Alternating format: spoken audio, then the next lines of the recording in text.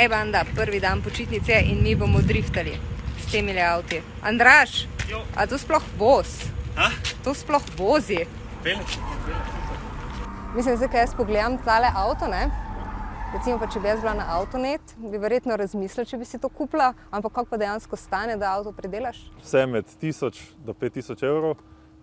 Začetnikom svetujem, da pač za prvo sezono naj si prišparajo okoli 5000 evrov, to pa vključuje nabavo, predelavo in vzdrževanje avta tekom prve sezone. Vprašam se, če se grem pelat.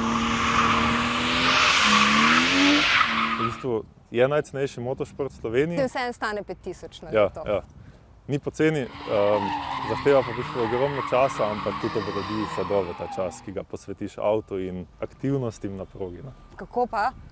Ja, tako da se v bistvu vsak dan, ko voziš avto, smejiš na polno. Tudi če slučajno avto crkne, kot so tudi drugi avti, prijatelji ob strani, pač, s katerim se lahko in pelješ, pogovarjaš, družiš ob progi ali na progi v avtu. No, bomo videli, če se bom jaz smejala. Brez skrbi.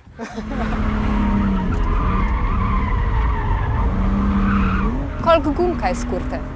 Veliko. V bistvu, ne vem, največ, kar sem jih jaz skuril, je bilo v dirki na Zagrebu 14 parov.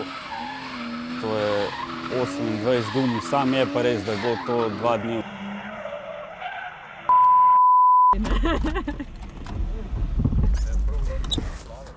Ok, če ne bi bilo koronavirusa, bi kričala. Ampak v vsakem primeru naslednjič vozim jaz. Je to tak šport, da na dirki, recimo, če gre komu kaj narobe, pa da kaj rabimo, kdorkoli priskoči na pomoč, ni nikoli tega, ne, to je pa moje, jaz ti pa ne bom pomagal. Kaj je, gospodje, kaj se nam je zgodilo? Skurali smo!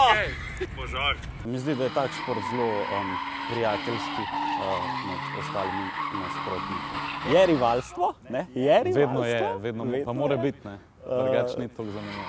Sam je tako, v nekih mejah normalen, ne. Zmeri prvošeš drugmu tako, kot drugi tebi.